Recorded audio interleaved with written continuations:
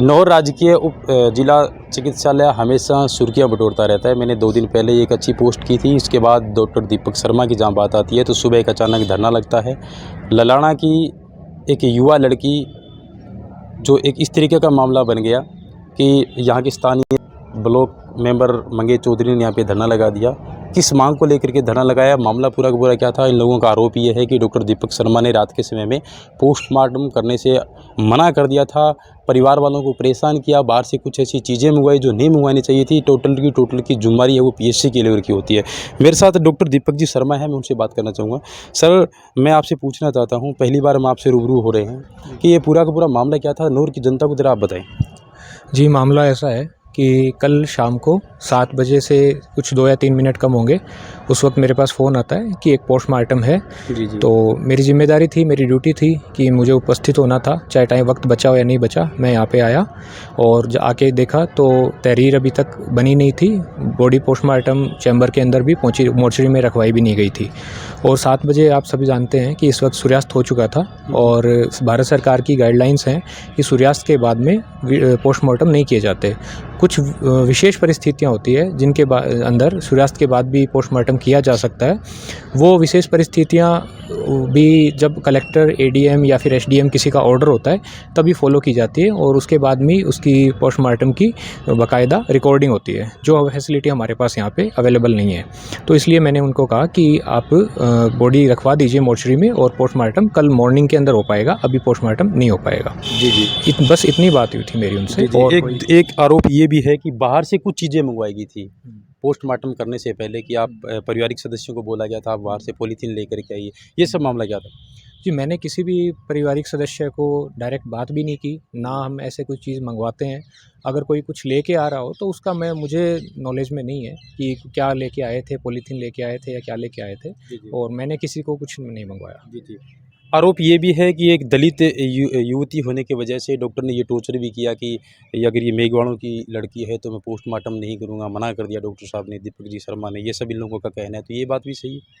देखिए, ये सब बातें सुन के दिल को बहुत तकलीफ़ पहुँचती है, जी, क्योंकि हम पूरे दिन अपने पूरे जी-जान से लगे रहते हैं। जी। हम किसी मरीज़ का जाति, धर्म जानने की कोशिश भी नहीं करते। अगर हमें पता भी लगता है तो भी उस चीज़ से हमें कोई फ़र्क नहीं पड़ता। पोस्टमार्टम करना हमारा एक रूटीन कार्य है जिसको हम संपादित करते हैं, जी, ना जी। जानते हुए कि इसमें किस जाति है, धर्म है, कोई लिंग है, कोई क्या जी। मज़हब है, जी, इस जी। चीज़ का कोई फ़र्क नहीं पड़ता है। जी, हम जी। पूरे दिन मेहनत करते हैं और अभी भी इतने मरीज़ एडमिट हैं, मेरे भी मरीज़ एडमिट हैं। जी, हो जी। सकता है उसमें भी कोई इस तरह के समाज से आते हों, लेकिन उनका भी मैं बरोबर इलाज कर रहा हूँ। दीपक जी, सुबह पोस्टमार्टम की जहाँ तक बात आती है कि ज़बरदस्ती पोस्टमार्टम कर दिया गया, तो उसमें रात की ड्यूटी में आप ऑन कॉल थे? या फिर डे की ड्यूटी में आपका पोस्टमार्टम नहीं हुआ, फिर आपने नहीं किया जानबूझ करके, या फिर दूसरे डॉक्टर को बुलाना पड़ा? ये क्या, कौन-सी परिस्थितियाँ में हुआ? देखिए, हमारा रोस्टर सिस्टम चलता है जी, जी। ड्यूटीज़ का। हमारी ड्यूटी होती है सुबह 9 बजे से शुरू होके अगले दिन सुबह 8 बजे तक, या जी। फिर अगर छुट्टी का दिन होता है तो सुबह 9 बजे तक। जी, जी। उस दौरान अगर कोई पोस्टमार्टम आता है उस टाइमिंग के अंदर तो हुँ, वो हुँ। मुझे करना होता है। जी। अगर वो इवनिंग के बाद में कोई पोस्टमार्टम आता है या नाइट के अंदर आता है तो नेक्स्ट डे जिस डॉक्टर की ड्यूटी होती है हमेशा वही करते रूटीन में वो करता हैं, है। रूटीन में वही करते हैं। जी, तो जी। आज जिन डॉक्टर की ड्यूटी थी उन्होंने उस पोस्टमार्टम को कंप्लीट किया, जी, जो जी। एक रूटीन प्रोसेस है। जी, जी, जी, जी। तो रात के समय में कोई प्रशासनिक अधिकारी यहाँ पर आया, क्योंकि मामला सुसाइड का माना जा रहा है कि इस बच्ची ने सुसाइड कर लिया था। तो क्या प्रशासनिक अधिकारी के कोई पंचनामा आपको थमाया कि आप पंचनामा कंप्लीट है, आप जाकर के पोस्टमार्टम कर सकते हैं? जी, मैं जब यहाँ पे आया मुझे बुलाया गया तब जी। पुलिस वाले पंचनामा बना रहे थे, उनका कंप्लीट नहीं था। जी, और जी। पंचनामे के अकॉर्डिंग वो बता रहे थे वर्बली कि इन्होंने कुछ इंजेक्शन किया है, कीटनाशक पिया गया है जी, और जी। किसी प्राइवेट हॉस्पिटल के अंदर वो एडमिट थे। हुँ। उसके बाद में उनकी उपचार के दौरान मृत्यु हो गई। जी, जी, जी। जी, ऐसी बात। तो आपने जो कहने का भावार्थ ये है कि जाति से संबंधित कोई भी टॉर्चर ऐसा नहीं किया?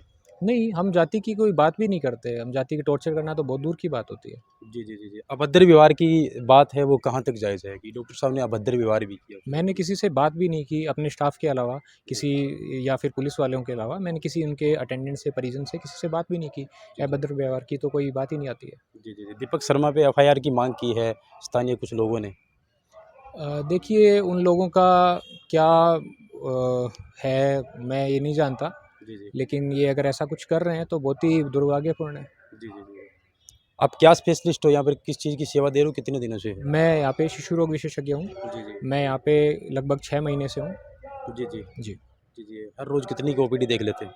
हर रोज़ डिपेंड करता है, हम 2 लोग हैं यहाँ पे, अगर हम एक होते हैं तो लगभग 150 से 200 ओपीडी हो जाती है, 2 लोग होते हैं तो वो डिवाइड होके लगभग 100 के आसपास 80 से 100 ओपीडी हो जाती है। बाकी जो अंदर रूटीन का वर्क होता है, वार्ड का वर्क वो करना होता है, वो इमरजेंसी ड्यूटीज़ करनी होती है। शुक्रिया बात करने के लिए। Thank you.